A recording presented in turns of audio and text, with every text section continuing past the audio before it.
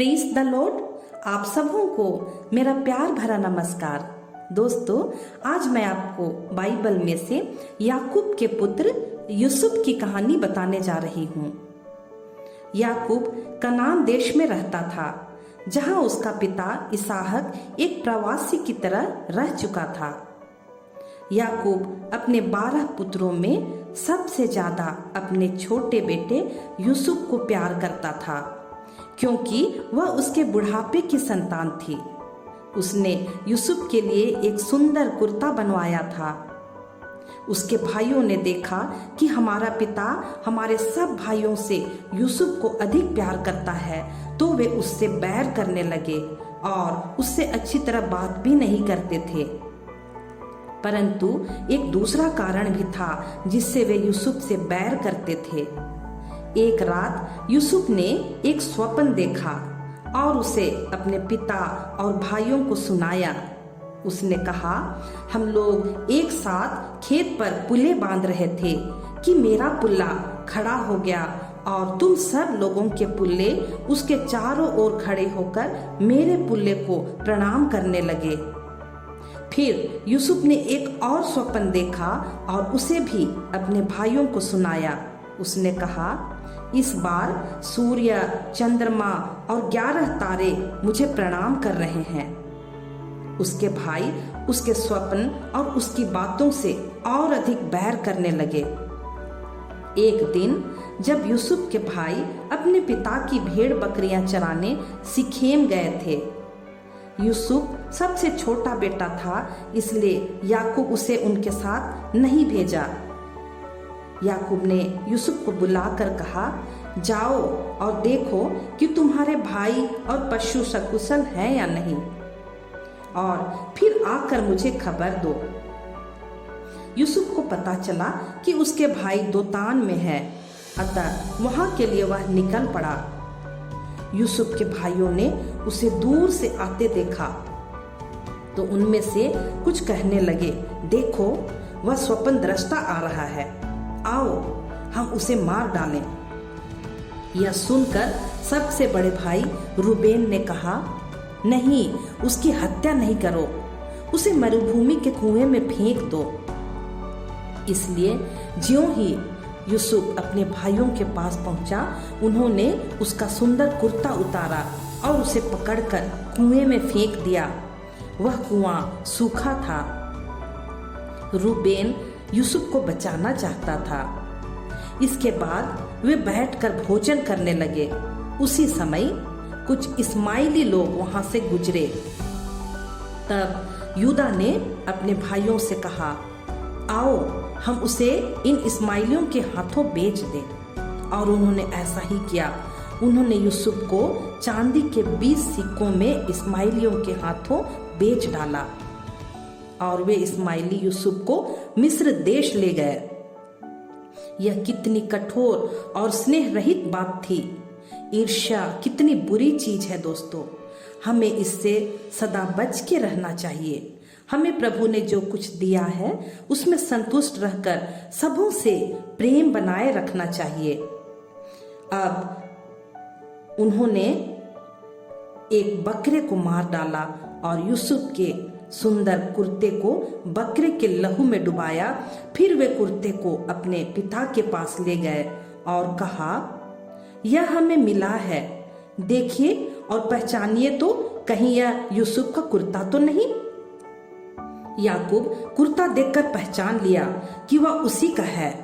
वह रो पड़ा और कहने लगा, अवश्य ही किसी वन्य पशु ने यूसुफ को मार डाला है। यूसुफ के भाई यही तो चाहते थे कि उनका पिता यही सोचे। याकूब बहुत दुखी हुआ। वह बहुत दिनों तक शोक मनाता रहा, परंतु यूसुफ के लिए परमेश्वर की योजना कुछ और ही थी। यूसुफ मरा नहीं। इस्माइलियों ने उसे मिस्र ले जाकर फिरौन के अधिकारियों के अध्यक्ष पोतीफर के हाथों बेच दिया। उस समय यूसुफ मात्र 17 वर्ष का था। यूसुफ अपने मालिक पोतीफर के लिए ईमानदारी से कड़ी मेहनत करता था। प्रभु ईश्वर यूसुफ का साथ देता रहा। इसलिए प्रभु ने उसे अपने मालिक का कृपा पात्र बनाया। सच में दोस्तों, यदि हम प्रभु की दृष्टि में ईमानदार और पवित्र रहते हैं तो प्रभु हमें उठाता है।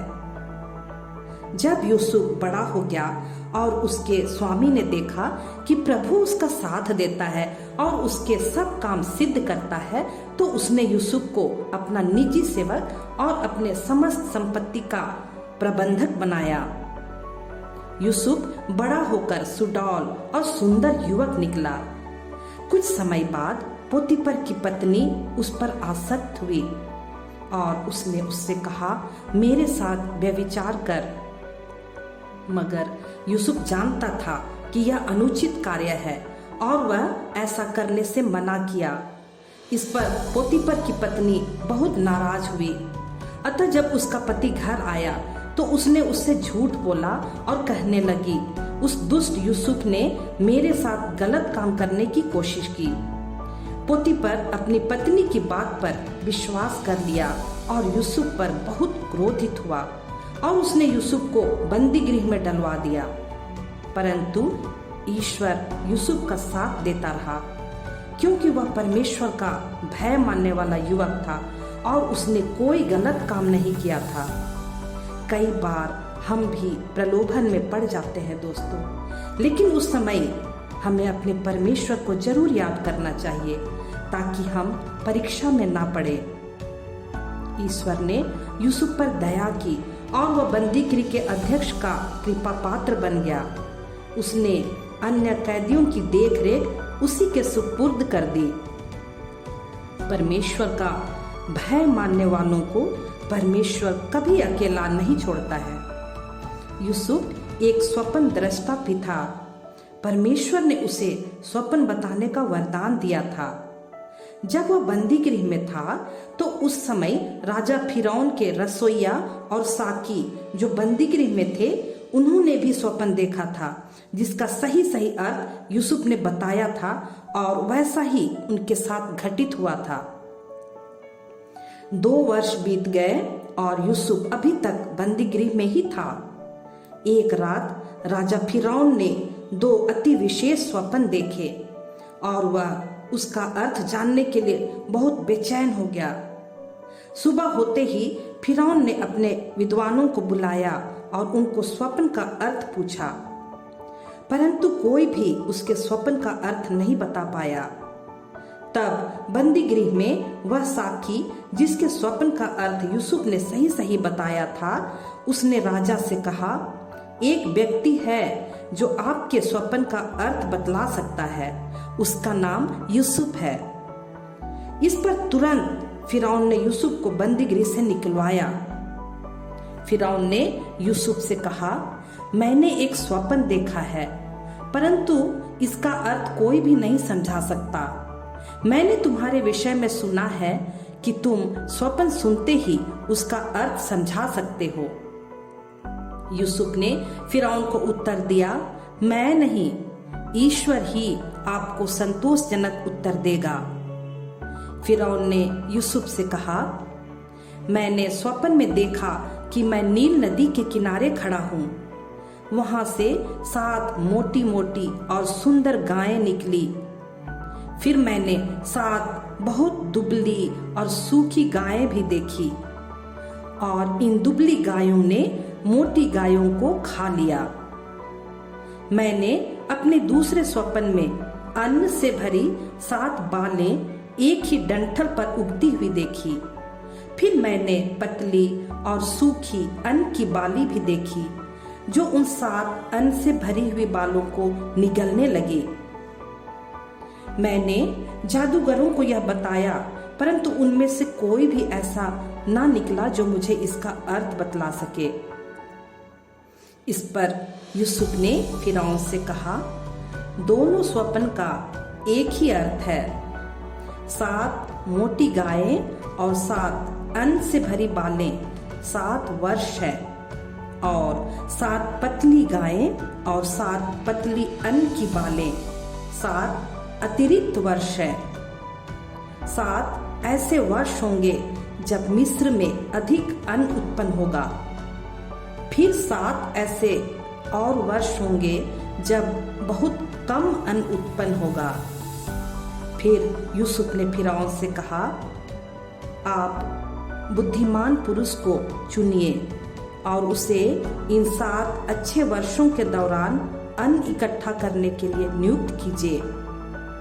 तब लोग अपने आने वाले 7 बुरे वर्षों में जब अन्न कम उत्पन्न होगा भूखे नहीं मरेंगे।